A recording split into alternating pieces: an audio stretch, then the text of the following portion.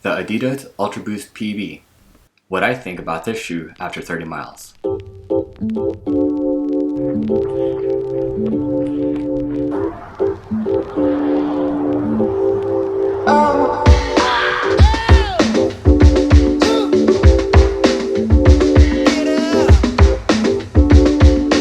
One, two, three, four.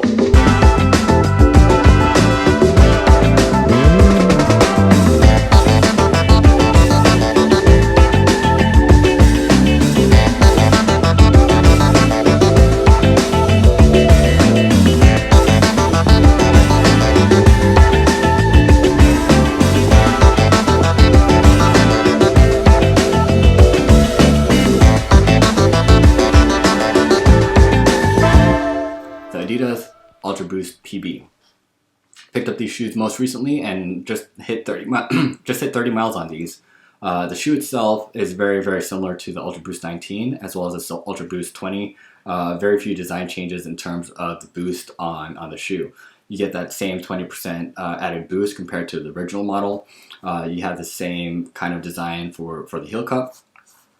Bottom of the foot, you still have your full-fledged continental rubber as well as a torsion plate down below. The biggest change on this shoe obviously is this upper. What is it? This upper is called cellular mesh. The cellular mesh materials are super light and thin for minimal weight and maximum performance. To me, after 30 miles, what do I think about that?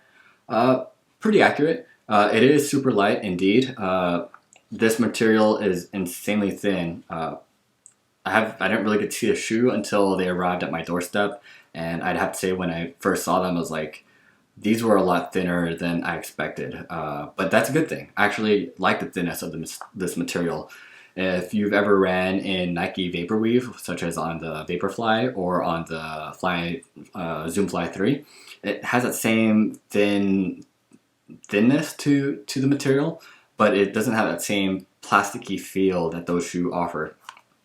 The material itself has this mesh-like weave to it. You over here, you kind of see very much the netting in the back. So like you can see my fingers go through. But on top of it, there's this kind of very thin mesh net-like material, which doesn't leave the shoe completely open, but it still gives it a lot of breathability for your foot. It doesn't have that same stretchiness of prime net material, which I don't know if that's to me a good thing or a bad thing. I still like the upper very much. However, it doesn't give you that sock-like hug to your foot, which some people like. I don't know if some people don't like it. I personally like that prime knit upper, but I also very much like this upper as well. The one drawback of not having that sock-like stretchiness to it is really, and this is very silly, it's when I put on the shoe, because I can't stretch out this shoe as much as like a prime knit material on this Ultraboost 19. What ends up happening is I have to always untie the shoe for it to get on my foot each time, versus all my previous Adidas Ultraboost, they've become slip-ons. This is not going to be a slip-on ever because of this material. I always have to untie it and retie the shoe. Small inconvenience for me, but if you're a runner probably doing that already, I'm just probably one of that small minority that does not do that. Upper does have this padded material on the back, so your foot stays nice and locked in, but also adds that comfort of not just being against some sort of hard plastic heel cup. So it does have that. Overall, I do like this shoe very much. I've taken it for 30 miles. Currently, I'm very focused on aerobic training, so a lot of my mileage is slower, running about 9-10 minute miles at the moment, but focusing on that lower heart rate training to build up the aerobic base as I built up endurance for the Chicago Marathon.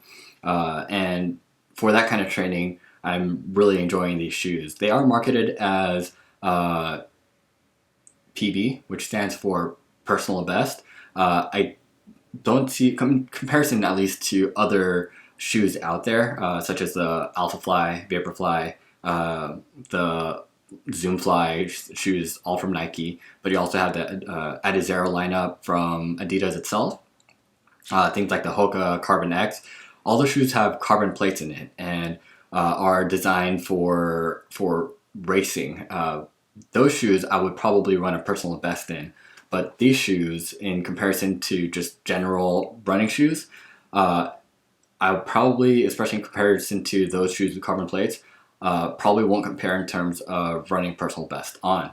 However, because it has that thinner upper, lighter weight shoe compared to, like, say, the Adidas Ultraboost 19, definitely could see that adding as a factor. But really, the PB I think would be realistic if you're comparing it from one Ultraboost to another Ultraboost. However, in comparison to other shoes out there, probably will be no match.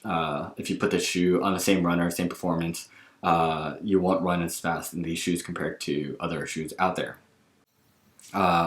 Overall verdict, 30 miles in, and these shoes, I do like them. I can say I can recommend them to anybody, especially if you're a first time runner and you're looking for a shoe to run in.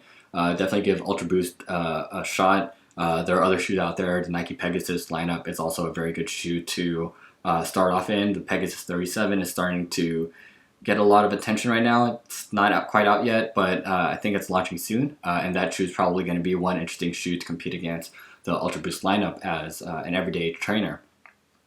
However, focusing back on these shoes, do recommend them. I will continue running them. These will probably become one of my daily trainers in rotation with a few other shoes.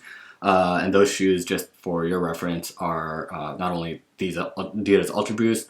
I will also rotate them against the Nike Infinity Run React, as well as Adidas SL20. Those three shoes are currently in my rotation, and overall, I think this is one of my favorites from those three as a daily trainer.